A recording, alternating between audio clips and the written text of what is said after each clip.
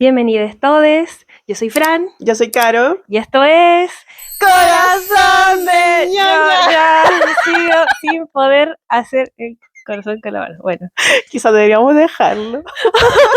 no, la Porque práctica. igual a mí como que tengo el micrófono como en pinza y extender ahí es como... La práctica hace al maestro. Es que en realidad deberíamos usar el micrófono en otro dedo así. Ahí Puede ser. sí, ¿cachai? Ya. Ya. Bueno, no importa. Entonces, Caro, ¿Cómo eh, estás, Caro? Bien, un poquito cansada porque, bueno, la vida adulta es compleja, pero estoy bien. Me da risa, siento que cada capítulo vamos a decir como una variante de esa frase. Estamos cansadas. Sí, básicamente eso. Pero estamos bien Sí. y estamos aquí, que es lo importante. Bueno, Trajimos capítulo entonces, especial. este es el capítulo 4 de nuestro adorado podcast Oh, sí. y lo queremos hacer en conmemoración del mes del orgullo porque nosotras somos aliadas. Sí. Aliadas y queremos contribuir a entregar información al respecto Visibilizar. y especialmente promover los derechos de las personas de la comunidad porque han sido vulneradas por mucho tiempo y Ujú. todavía es necesario. Ujú. Y seguiremos contribuyendo a esa hermosa labor todo el tiempo que podamos. Sí. Bueno, para comenzar, Fran, querías informarnos un poco respecto a cómo surge el Día del Orgullo. Sí, estuve leyendo, algo muy importante que hacer, nunca hay que dejar de hacerlo, y efectivamente el mes del orgullo y del Día del Orgullo, que es el 28 de junio, nace a raíz de unos conflictos que fueron escalando en los años, si mal no recuerdo, como años 70, si no me corrigen en los comentarios, pero Ujú. particularmente sobre un incidente que ocurrió en el bar Stonewall en Nueva York, donde personas de la comunidad fueron enfrentadas a fuerzas especiales de la policía, como era algo regular en esos tiempos, y la situación de las personas de la comunidad era bastante más crítica que ahora. Claro. Eran personas que si eran descubiertas como ejerciendo de cierta forma como su identidad, podían quedar sin trabajo, eran perseguidas, eran marginadas. Entonces, básicamente, su forma de vida era muy, muy restringida. Las personas solían encontrarse en distintos bares para poder hacer, digamos, vida social y hacían comúnmente estas redadas la policía, pero en esa ocasión hubo una escalada de violencia que Brutal. generó una respuesta de la comunidad que fue muy valiosa y muy importante, que fue la de por fin realizar una marcha para exigir respeto, para exigir sus derechos, para ser tratados como seres humanos, y de ahí que quedó para siempre la conmemoración de que el día 28 y en general todo el mes se realizaran manifestaciones para, en el fondo, demostrar que las personas de la comunidad se sienten orgullosas y de ser quienes son y de exigir por siempre respeto a sus derechos humanos. Claro, y desde esa vereda, siendo un podcast feminista, queremos unirnos un poco en acompañar a esta conmemoración de este nuevo mes del orgullo.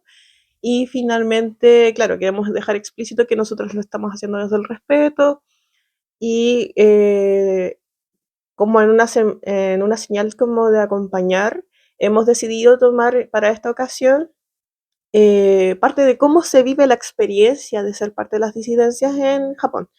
Respecto como, por ejemplo, a los espacios, cómo están distribuidos. Obviamente en Japón no está legislado el matrimonio igualitario, está prohibido, pero recientemente... No está prohibido, pero no es legal. No es legal. No es reconocido legalmente. Claro, no es válido ante la ley. Para los trámites. Claro, y bueno, en marzo de 2024 se han logrado algunas luchas legales que en el fondo establecerían de que el no permitir el matrimonio igualitario entre personas de un mismo sexo, de cierta forma estaría vulnerando los derechos de la gente dentro de Japón. Y bueno, a partir de eso, como un gran boom en los últimos años de grandes cómics que han surgido de mangakas que pertenecen a las disidencias sexuales.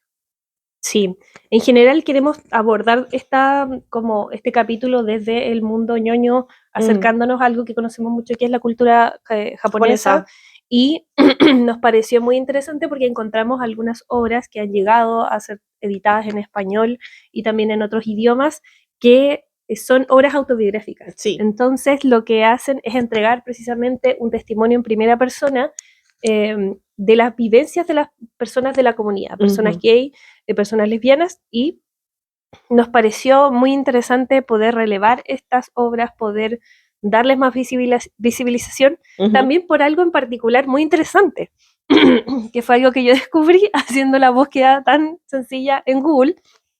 Si uno pone obras de la comunidad LGBT en manga, recomendaciones, ponte tú en Google, me di cuenta que muchos portales, incluso de editoriales de manga, te hacen los rankings puro recomendando BL. Y bueno, yo quiero hacer la salvedad, ya lo mencioné en el capítulo del romance. Sí. Y eventualmente haremos un capítulo BL sí. en particular. Pero si bien creo que esta puede ser una falta de claridad, ponte tú, falta de información al respecto.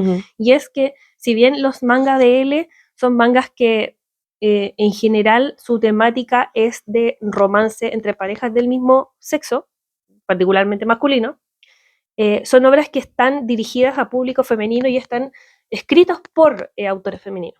Sí. Entonces, hay que hacer esa salvedad, porque muchas veces personas de la comunidad, a mí igual me ha pasado que amigos míos que son de la comunidad me han como manifestado, me han manifestado de que si bien uno puede leer con mucha ilusión un manga BL, eso no representa necesariamente la realidad de las personas de la comunidad. Entonces, precisamente por ello es que es relevante que cuando uno haga esta búsqueda o requiera recomendaciones de manga de la comunidad o para la comunidad, elija obras o tenga a su disposición obras que realmente apunten a ello, o estén escritos por personas de la comunidad o estén dirigidas a personas de la comunidad. Idealmente las dos. Sí. Entonces, por eso es que en este capítulo, que no dijimos el nombre, pero le pusimos, ¿dónde lo anoté?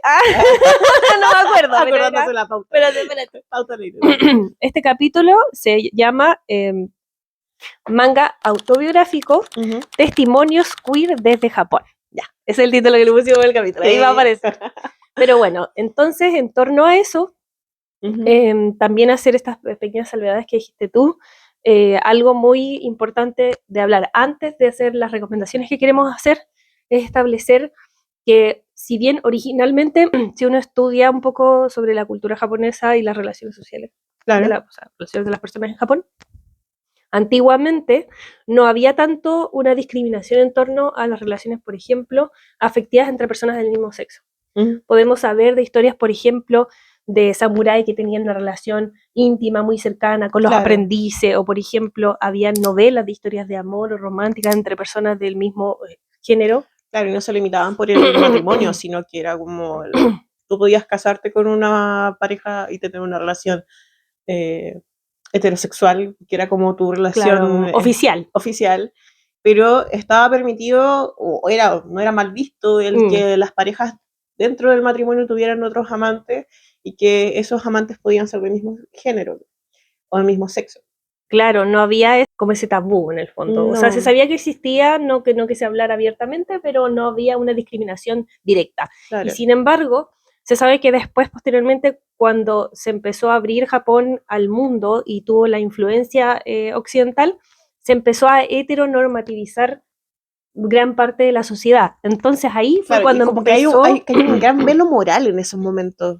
Sí, ahí fue cuando empezó claro, la discriminación y en el fondo a querer corregir, a querer tildar las manifestaciones de personas homosexuales como desviaciones, como perversiones, que estaba mal visto, que no podía ocurrir, que era, por ejemplo, una falta a la moral, como decías tú. Y en el fondo es algo que podríamos decir acerca de Japón, es que sigue un poco atrasado respecto del resto del mundo, en torno a los derechos de las personas de la comunidad. Hoy en día las personas de la comunidad en Japón aún pueden ser discriminadas en el trabajo y no hay una legislación a los que puedan acudir por ejemplo, como en Chile, que existe la ley Daniel Zamudio. Zamudio, antidiscriminación, en Japón no existen protecciones legales para las personas, entonces ellas naturalmente terminan escondiendo sus preferencias o su identidad, más que nada, y tienen sus espacios, sí, para en el fondo tener una vida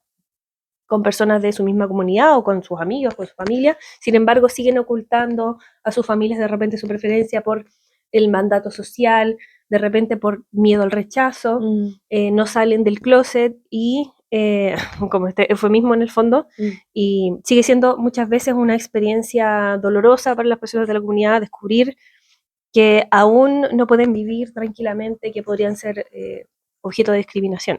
Así que por eso también es muy relevante hablar de cómo también están representadas las personas de la comunidad en los medios, en la cultura pop, por ejemplo, o en la cultura mainstream.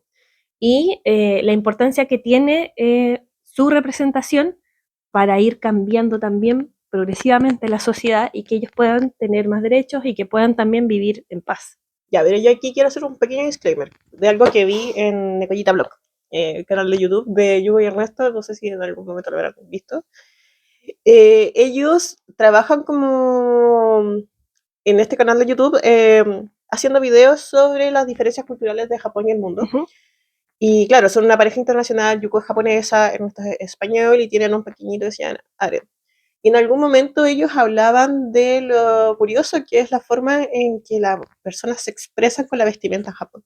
Que la moda ya no está tan estigmatizada de que si es femenino o masculino o queer, ¿cachai? Sino que la gente se viste su uniforme todos los días para ir a la oficina, al colegio. Pero distintos contextos. Claro, pero cuando están en un contexto relajado, puede que un caballero de 70 años esté vestido de Sakura Card Captor y salga a la calle así, ¿cachai? Y eso es una expresión que más bien no se ve como directamente una expresión de género o una expresión de lo queer, sino que tiene que ver como que la persona se permite expresarse independiente, porque no está directamente relacionado o únicamente relacionado claro, con la identidad sexual a su identidad o de orientación género. sexual. Claro, es una expresión, pero no Claro. es distinto al fenómeno que ocurre en Occidente, ¿cachai? Eso es como, creo que en algún momento podríamos tomarlo como el tema de la moda en Japón. Sí, es que es súper interesante, pero tal cual como dices tú, precisamente uno quizás buscando de repente como estos rastros de espacios, por ejemplo, libres para las personas para expresarse, particularmente el tema de la moda, incluso el tema como de lo estético en Japón, y en otros países también de Asia, por lo que tengo entendido, es bastante como libre y no necesariamente como representativo como de, ponte tú, de la homosexualidad o de lo lésbico, sino que más bien tiene que ver con una especie como de rango más amplio, donde, por ejemplo, lo más atractivo termina siendo lo andrógino, o sea, este híbrido entre femenino y masculino, y que no está necesariamente relacionado con la identidad sexual. Exactamente. Tal cual como lo dices tú. Y ahí es cuando uno puede tener de repente como una confusión, o muchas veces también parece que en el anime o en distintos mangas que son orientados para otro público, por ejemplo el shonen, yo tengo entendido, por ejemplo, en One Piece, es más estereotípico, por decirte algo, existen personajes que son, por ejemplo, no me acuerdo cuál es el concepto, pero es un concepto como de un personaje que está travestido. Ya. Y uno podría pensar, y es como, oye, pero qué progresista, hay representación de personas transgénero, por ejemplo, y sin embargo, no necesariamente. Porque incluso hoy en día también, o sea, se siguen haciendo a veces, o sea, se siguen utilizando personajes travestidos o personajes que asemejan lo trans, si bien es más cercano como al travestismo a que el transgénero. Ahí hay una diferencia, porque se tiende a utilizar esos personajes como alivio cómico. No necesariamente desde el respeto, desde la representación, sino que más bien porque es como un personaje más de una expresión cómica o para generar risa, para hacer un contenido como gracioso, no necesariamente como respetuoso. Y ahí hay varios elementos. Uno podría pensar que, por ejemplo, una persona masculina o un hombre, bien, bien dicho, que tenga no sé, el cabello largo, que use falda, no necesariamente en Japón está como queriendo representar algo de su identidad sexual, sino que más bien es una expresión estética. Entonces hay distintos como elementos que uno puede observar, pero yo creo que nosotras al leer para este capítulo podemos sí expresar es que los mangas de los cuales vamos a hablar ahora son mangas que están explícitamente escritos por personas que se han declarado que pertenecen a la comunidad, claro, y que su contenido, que es autobiográfico, quiere hablar de su experiencia vital en el fondo, y representar sus propias vivencias como personas y que ha sido en el fondo atravesada por su identidad de género y su identidad sexual. Que son cosas diferentes también. Sí. Así que eso. ¿Quieres hablar de...? Ah, sí, estoy ansiosa. De el manga que leíste tú. Este es el manga que me prestó la Fran, que se llama Mi experiencia lesbiana con la soledad.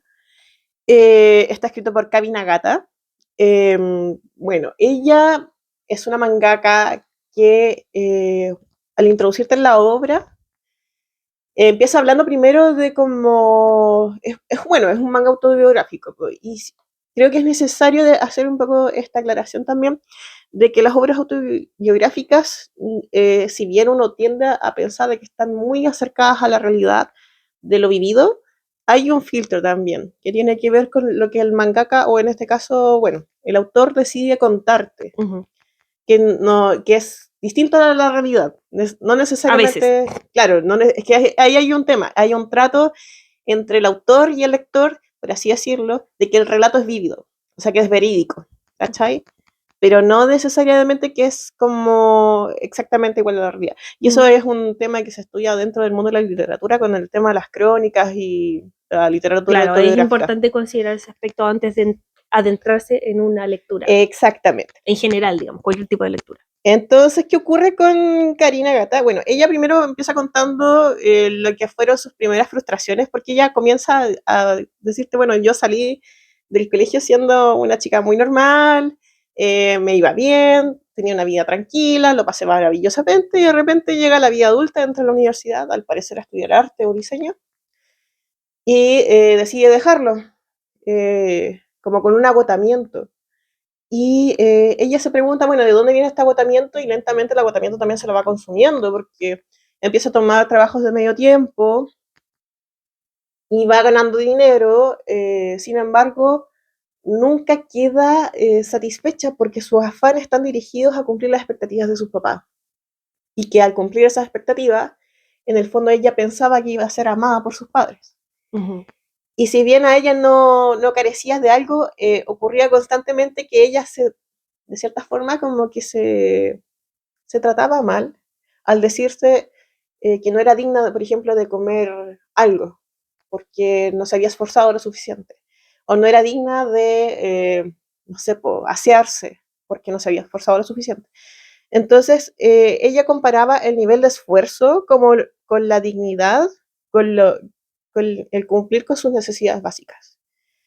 Y ella misma va narrando cómo ella va sumergiéndose en una profunda depresión, y ahí yo así identificación brígida, y va contando que en el fondo tenía un proceso de darse cuenta que tenía un síndrome de inferioridad, de sentirse inferior a otros y que por eso se maltrataba de esa forma.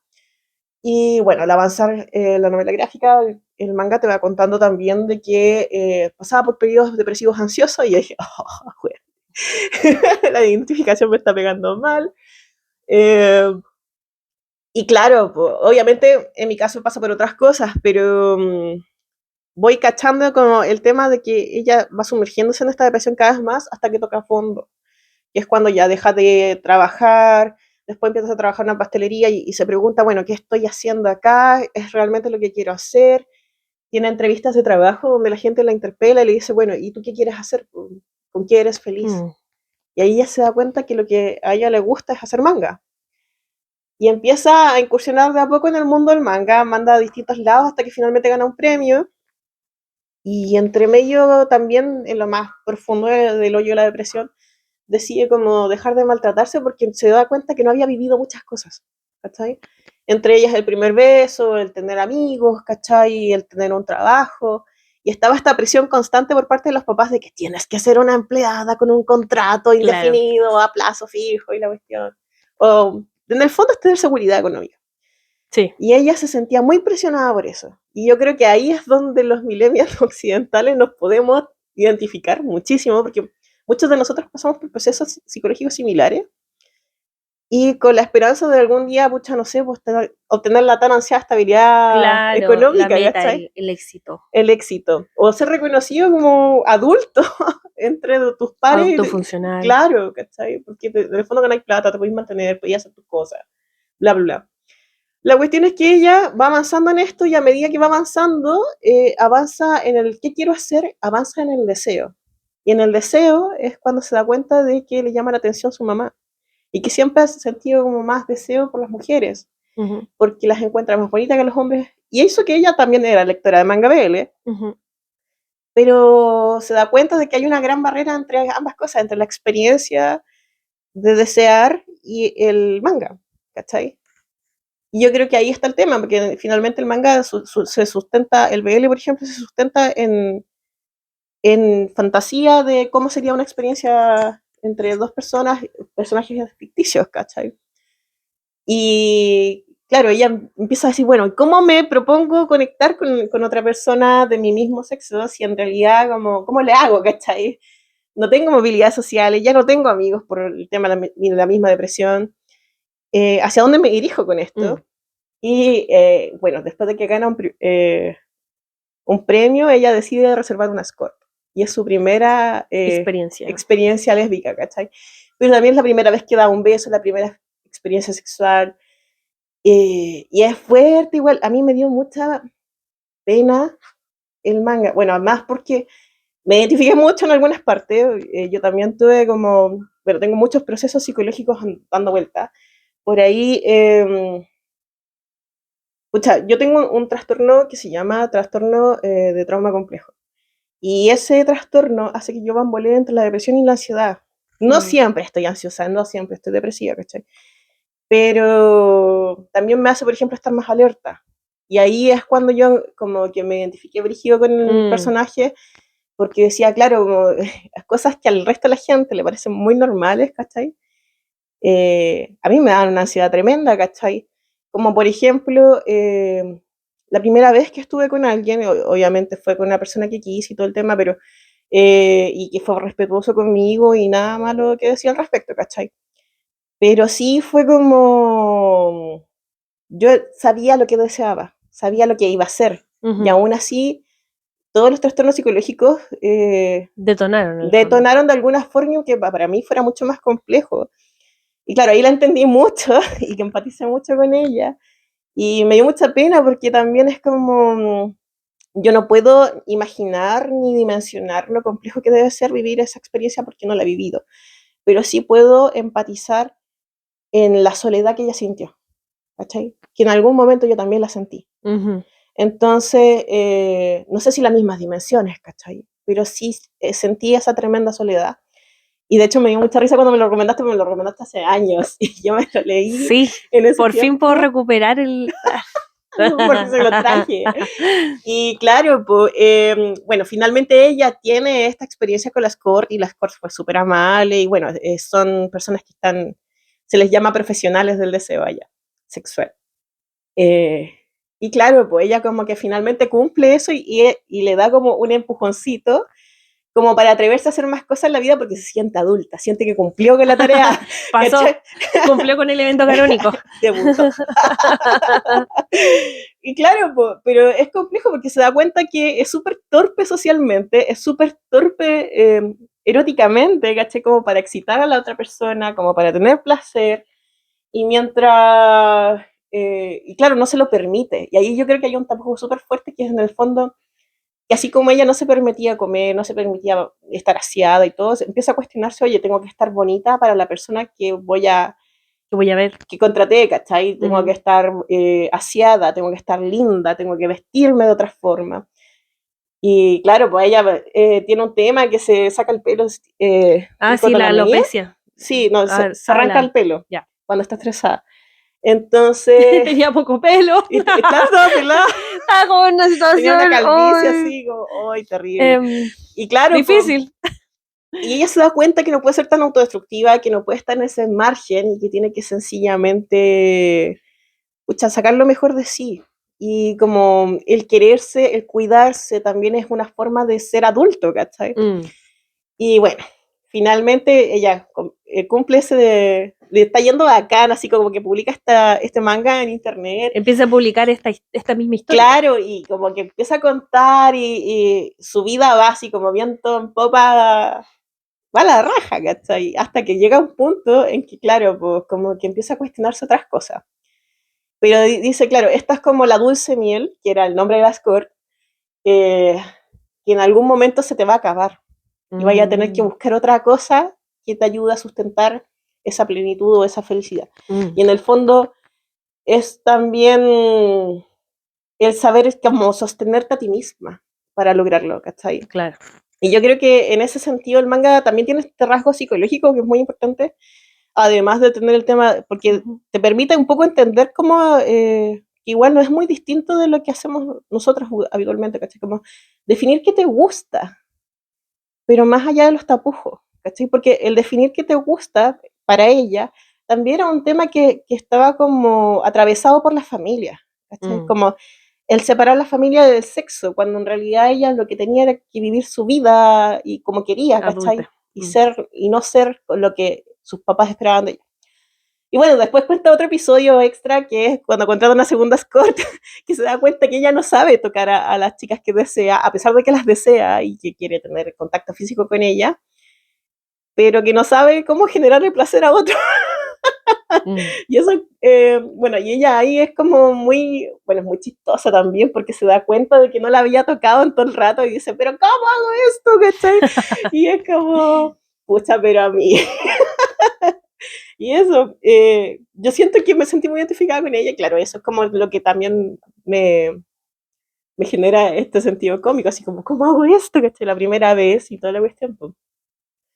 Pero claro, es como, también como que lamento mucho que ella haya tenido que hasta cierto punto recurrir a un escort porque sería bonito que todos pudiéramos en el fondo tener ese permiso de tener esa intimidad, lo que ella llama esa comunicación intensiva, ese espacio como para... O quizás más bien para sentirte seguro de lo que estás haciendo y aprenderlo de buena forma. Claro, como las herramientas y el contexto.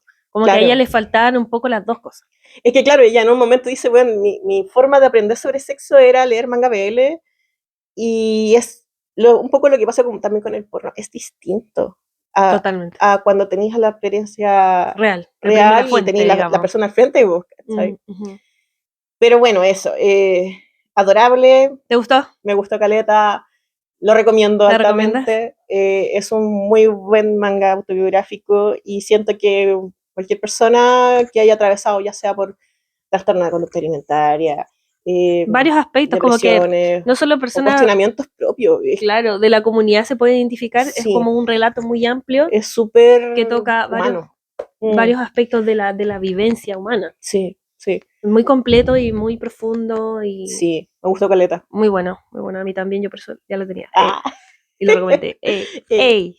Ya, entonces voy a pasar a la siguiente recomendación. Yo voy a hablar de este manga que se llama ¿Cómo conocí a mi marido? De Ryosuke Nanasaki, que es una persona de la comunidad, una persona homosexual, que es activista, y él cuenta su experiencia, o sea, autobiográfica en una novela que después, en colaboración con la artista Yoshi Sukizuki, realizan la adaptación a manga. Yo diría que en pocas palabras este es un manga o una obra muy completa también, particularmente porque esta persona te va contando su vida desde la infancia. Te va contando cómo él empieza a experimentar como esas micro como discriminaciones que en realidad son bastante grandes y pegan muy fuerte cuando se es tan pequeño y se tiene tan poca defensa frente al mundo. Por ejemplo, él comenta de que desde que era chiquitito, ponte tú, se juntaba más con las compañeritas, se sentía más cómodo que con los compañeritos, y eventualmente los mismos niños le empezaban a decir como, no sé, epítetos, no lo voy a decir aquí, Pero en el fondo, él decía, ¿pero por qué? Como que él se empezó a cuestionar, porque Porque todo el porque mundo lo lo observaban de esa miraba, forma, todo el claro. mundo lo miraba con aprensión, incluso sus padres. Oh. Entonces él decía que no soy normal. Es como que él, sin darse cuenta, era más femenino, por ejemplo, en su forma de sentarse, en su forma de caminar, pero él no se daba cuenta de eso y no era algo que hiciera a propósito. Entonces, eso conllevó, por ejemplo, a experiencias muy desagradables en el colegio, en las que, por ejemplo, se tenía que debatir si él era o no era normal. Una actitud, por ejemplo, de una profesora para hacer que los compañeritos ya dejaran de molestarlo, pero que al final a él le generó más trauma, porque él mismo se cuestionaba su propia identidad y decía, entonces no soy normal. O sea, porque él decía, él no se sentía normal, pero el constante juicio de su entorno le hizo cuestionar esa creencia y decir, ah, parece que no soy normal. Y eso lo acompañó toda la adolescencia hasta que él empezó, en cierta forma, como a aceptar un poco que bueno, aquellas cosas ya no las podía cambiar. Sin embargo, su relación con los otros también era complicada. Complicada en el sentido porque él, si bien tuvo amigos y amigas, él comenzaba a enamorarse, por ejemplo, de algún amigo y a chocar con la realidad de que ese amigo no le iba a corresponder. Y en el fondo te va contando a través del relato distintos momentos de su vida en las que tiene como el corazón roto, porque se enamora de personas que no son homosexuales como él. Entonces no le pueden corresponder y él tiene un conflicto interno muy terrible. En algún punto tiene una analogía en la que él piensa, ¿será que antes de nacer uno firma un documento, por ejemplo, y elige cómo quiere ser? ¿Qué edad va a tener? O en qué fecha va a nacer, si va a ser hombre o mujer. Y él decía, quizás tendría que haber nacido mujer, pero para que las personas que él amaba le correspondieran. Si hubiese nacido mujer, si fuera mujer, esta persona no se cuestionaría si me quiere más o no de lo permitido socialmente. Ese es su gran conflicto. Él después, posteriormente, se cambió de ciudad, empezó la universidad y empezó a conocer personas también de la comunidad, porque igual en Japón existe, bueno, como en cualquier otro lugar, formas en las que las personas de la comunidad se pueden conocer, etcétera. Y empezó a intentar realmente relacionarse con personas que también fueran homosexuales para poder tener una relación. O sea, que realmente si él se enamoraba le pudieran corresponder. Y así fue como empezó a tener distintas experiencias y tuvo en algún punto algún novio. Eso no quiero dar mucho spoiler porque en verdad se los quiero recomendar porque es muy bueno. En algunos momentos tú te sientes muy acongojado porque puedes realmente ver cómo él describe momentos muy oscuros de tristeza, de profundo como rechazo a la vida, incluso decir, ¿por qué? ¿Por qué estoy viviendo si no es puedo? Algo que también hace... Claro, si no puedo ser como soy, si no está bien lo que yo siento, ¿por qué esta experiencia tiene que ser tan tortuosa? Y él mucho tiempo se guardó todos estos sentimientos, no tenía ni siquiera con quién conversarlo. Hay unas partes muy bonitas como luminosas también de este relato en las que él descubre que no está completamente solo. Por ejemplo, él tenía sus amigas y cuando finalmente él les confiesa en un arrebato de que él es homosexual, las amigas lo apoyan, lo cuidan y eventualmente, tal como dice el título, él encuentra una pareja que... ¿A quién ama? Que claro, que finalmente logran formar una unión muy bonita en la que los dos se entienden y que están como en la misma página, por decirlo así, y ahí es cuando ellos empiezan su búsqueda para poder casarse. Él finalmente se convierte en un activista porque a él lo cruza personalmente el deseo de tener un matrimonio formal y la imposibilidad de concretarlo, porque él cuando quiere ir a, ponte tú, no sé, al registro civil en Japón a inscribir su matrimonio, se les denegado. Y así muchas veces empieza a buscar distintas instancias.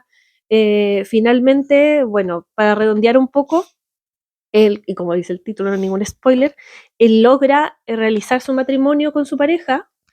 Y si bien hay, por cierto, hay algo que se suele decir que no sé qué tan real es, pero sí suelen decir que es así, que por ejemplo, como no se permite el matrimonio homosexual en Japón, hay muchas parejas que ya llevan mucho tiempo juntas y suelen adoptar a la pareja para ingresarlo en su registro familiar y que tengan el mismo apellido.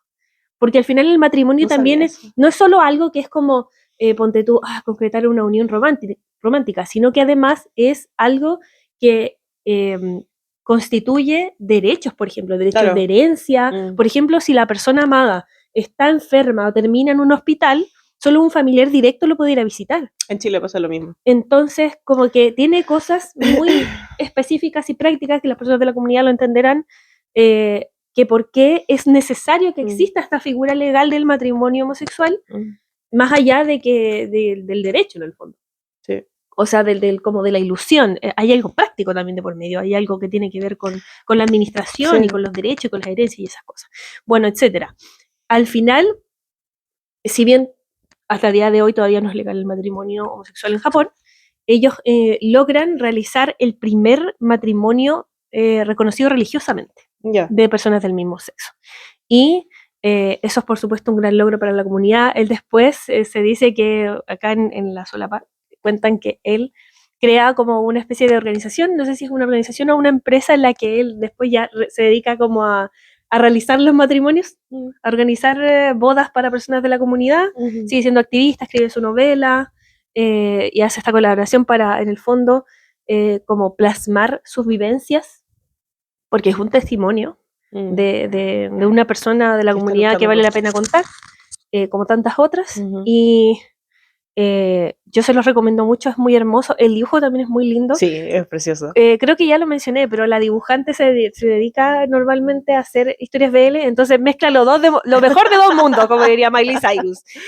Una historia de una persona de la comunidad, más un dibujo muy expresivo y muy precioso. Así que es también un testimonio que nos pareció muy valioso compartir. Nos gustaría que lo pudieran leer también. Y para cerrar el capítulo, nos gustaría hacer unas recomendaciones también de otros mangas. Adelante. Para que no terminen en internet y digan, mangas de la comunidad, y les recomienden puro BL. No. Les voy a hacer unas recomendaciones de mangas que yo sé que están editados en español y que sí son hechos de la comunidad, para que puedan leerlos. Dale. Esos títulos son, bueno, comenzando por mi experiencia lesbiana con la soledad, que ya lo comentó la Caro, de Kabi Nagata. Es muy bonito. Kabi Nagata también ha escrito varias otras obras y son todas en el fondo también en el tono espectro autobiográfico, muy buenas todas, yo he leído varias de ellas y sigue con ese aspecto, una gran calidad de su escritura es como la directa atención a los problemas de salud mental y el trabajo personal que ella ha hecho por distintas condiciones o distintos episodios de su vida, de cómo ella ha salido de esos episodios, cómo ha seguido adelante, y es un testimonio también muy valioso. No solo para las personas de la comunidad, yo creo que es universalmente muy interesante, muy lindo de leer. Sus relatos son muy humanos. Y particularmente de interés de la comunidad. Ella es una persona que abiertamente se considera de la comunidad lesbiana, entonces también es un testimonio representativo de su género en el fondo. También el que ya les mencioné, de cómo conocí a mi marido, y otros, quería hablar brevemente de Sombra sobre Shimanami, o que también me lo he recomendado un montón. Shimanami Tazogare. O sea, la autora o autore se considera no binario. Y ha escrito varias otras obras, incluso hay una de sus primeras obras se transformó en anime, pero esta particularmente, Sombra sobre Shimanami, habla sobre vivencias de personas de la comunidad. Si bien son personajes, posiblemente personajes ficticios, cada tomo, es una serie de 4 tomos, habla de la historia de un grupo de amigos que se transforma en un espacio seguro para personas de la comunidad. Tienen un club, una casa en la que se reúnen, y el primer testimonio es de un chico escolar que también descubre en verdad, tiene una experiencia muy traumática porque él teme profundamente el rechazo social y de que otras personas descubran que él es homosexual, tanto su familia como sus compañeros. Entonces él contempla seriamente, es decir, en los primeros 2 o 3 páginas, terminar su vida por este temor espantoso, pero por un acto de realismo mágico en esa obra, termina en esta casa conociendo a esas personas, donde hay también una pareja de dos chicas que son lesbianas, que ya son pareja hace harto tiempo. Hay una persona mayor que también ha mantenido una relación con su pareja desde hace 20 o 30 años, que se está despidiendo de él por una enfermedad. Hay un chico que también podríamos decir que es trans, y el manga recorre como las vivencias de estas personas y cómo a través también de este grupo de amigos ellos logran sentirse por fin seguros para ser quienes realmente son y para amar, que es lo más lindo, los vínculos humanos, no solo de románticos, sino también de amistad. te entrega un mensaje muy hermoso, el dibujo es particularmente precioso, ese artista es pero espectacular, les voy a dejar después imágenes. Después les quiero recomendar otras dos más, una se llama El marido de mi hermano, que es una historia que se trata de un hermano que tiene un hermano gemelo, que se había ido a Estados Unidos y se casó con una persona de su mismo sexo, era un matrimonio homosexual, y este hermano fallece. Entonces, a propósito de la historia, él conoce a su cuñado estadounidense y empiezan juntos a rememorar la vida de su hermano, y es también un testimonio muy lindo, muy familiar, como de una familia diferente, no solo la familia tradicionalmente conformada, sino que una familia al fin y al cabo. Claro. Muy lindo. También está otro que no es de hace mucho tiempo, que se llama Creo que nuestro hijo es gay, que también, esta no la he leído, pero posiblemente esté narrada desde la perspectiva de una madre, pero también toca familiar. temas de la comunidad, no en tono, por ejemplo, de la romantización, sino más bien como quizás una experiencia familiar en torno al descubrimiento de la identidad, etc. Y como recomendación final, también hay un género que se llama el género vara, de manga, sí, que está inclinado mucho más hacia el lado como de la erótica, sí. Y es manga que se sabe que está orientado a público homosexual, pero a público gay, digamos, masculino. Y son mangas que generalmente representan a hombres más masculinos, de repente más musculosos, que son diferentes del manga BL tradicionalmente, porque el manga BL, como es orientado a público femenino, tiene otra estética, una estética que es más andrógina, y en el fondo también sigue como, podríamos decir, otro calco, otras reglas. Y el género vara sigue como estos otros patrones, porque está orientado como a la mirada masculina también, pero de la comunidad. Así que eso por el episodio de hoy. Fue un poquito apretado, rapidito. Sí, pero lo hemos pasado muy bien. Quisimos informar más que todo, no poner tanto quizá como nuestra cosecha, para darle el espacio a la representación. Claro. Hacer recomendación, que es lo que a nosotros nos gusta hacer, de obras que particularmente nos gustaron mucho, y eso quiere decir que podríamos decir que el testimonio de la comunidad no es solo para la comunidad, es para el mundo. Sí. Porque nosotros yo creo profundamente que la representación, especialmente la representación positiva, pero también de todos los aspectos traumáticos, los aspectos vivenciales, los aspectos de los deseos, las fantasías, amplían los bordes, los límites, y le permiten a las personas generar más empatía, establecer mejores lazos, comprender a las otras personas y vivir todos en paz, en comunidad, querernos y aceptarnos en la diversidad que somos. Yo sí, claro, yo concuerdo contigo, Fran, en que finalmente estas obras también despiertan mucha empatía respecto a los distintos aspectos de la comunidad, tanto como de lo difícil que es vivir siendo en una comunidad, o sea, digamos, restrictiva, una sociedad completamente discriminadora, en la que todavía hay gente que te mira feo y que te agrede gratuitamente, claro, solo y por ser quien eres. Te impide trabajar, te impide vivir, no es justo, no es correcto, y creemos que la cultura puede contribuir a generar un mundo mejor. A generar un puente. Así que ¡Eso! ¡Wow! Lo grabamos hace tiempo. Ustedes no van a saber porque los capítulos salen semanales. Pero muchas gracias por esto vernos. Volvemos. Muchas gracias por ver. Y con esto terminamos. ¡Adiós!